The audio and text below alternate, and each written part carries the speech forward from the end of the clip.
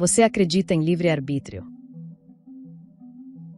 Acredita que as ideias que formam sua opinião nasceram em você, de verdade? E se eu te dissesse que talvez a maior parte do que você acredita saber foi cuidadosamente desenhada por apenas algumas gigantes corporativas? Hoje, quase tudo que você assiste, lê ou recomenda vem de um conjunto muito pequeno de empresas com poder de alcance global. Nas décadas de 1980 e 1990, os Estados Unidos tinham milhares de vozes diferentes no jornalismo, na televisão e na rádio. Mas com o tempo, fusões e aquisições reduziram esse número drasticamente. Estudos mostram que em 1983, cerca de 50 empresas controlavam 90% da mídia americana. Quase 40 anos depois, apenas uma fração desse número domina esse mesmo mercado. Hoje, 6 dos maiores conglomerados globais, Comcast, Disney, Warner Bros., Discovery, Paramount Global e Netflix representam boa parte do conteúdo consumido em filmes, séries e transmissões. A Comcast, por exemplo, não é só uma empresa de cabo. Ela é dona da NBC Universal, de canais de notícias, filmes e serviços de streaming, com faturamento global que ultrapassou 124 bilhões de dólares em 2025. A Disney Plus e o Hulu concentram um repertório gigantesco. A Disney acumulou boa parte desse catálogo por meio de aquisições, como a compra da 21ª Century Fox, um negócio de mais de 71 bilhões de dólares. Mas a história não termina apenas com 6 gigantes da mídia tradicional controlando canais e estúdio.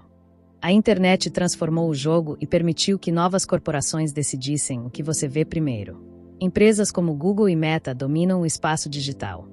O Google, por meio do YouTube, alcança o maior tempo de visualização de mídia televisiva em 2025, com mais de 12% de participação no consumo total de TV, à frente de Disney e outras redes. E mesmo quando você pensa que está escolhendo por gosto pessoal, o algoritmo está projetado para maximizar o seu tempo de atenção, não necessariamente para te informar melhor. O que essas empresas realmente vendem? Não é conteúdo, é atenção humana.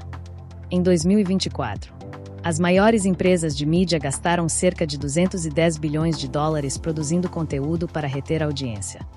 Um recorde histórico. Você compartilha uma notícia. Você comenta um vídeo. Você defende uma opinião com paixão. Cada ação sua retroalimenta um algoritmo que sabe mais sobre você do que você imagina. E tudo isso com a mesma lógica. Quanto mais tempo você passa ali, mais previsível você se torna. No final das contas, seu engajamento não é apenas um dado. É um produto vendido para anunciantes, investidores e estrategistas corporativos. Essas gigantes não precisam censurar nada para controlar narrativas. Elas só precisam de hegemonia de distribuição. Se você só ouve 5 vozes principais, você tende a pensar como elas pensam. Os algoritmos não te forçam a acreditar em algo.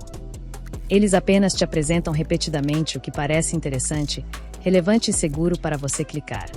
E a maioria dos usuários acha que está navegando livremente. Mas cada recomendação é parte de um ciclo que aprendeu mais sobre você do que você mesmo percebe. Em 1983, 50 empresas dominavam 90% da mídia nos Estados Unidos. Hoje, apenas uma fração disso domina a mesma fatia. O YouTube lidera o consumo de mídia televisiva em 2025, à frente de Disney e outros grandes conglomerados. E as gigantes da mídia gastaram mais de 210 bilhões de dólares em conteúdo em 2024, impulsionando a competição por atenção. Isso significa que quem detém a distribuição, detém a narrativa.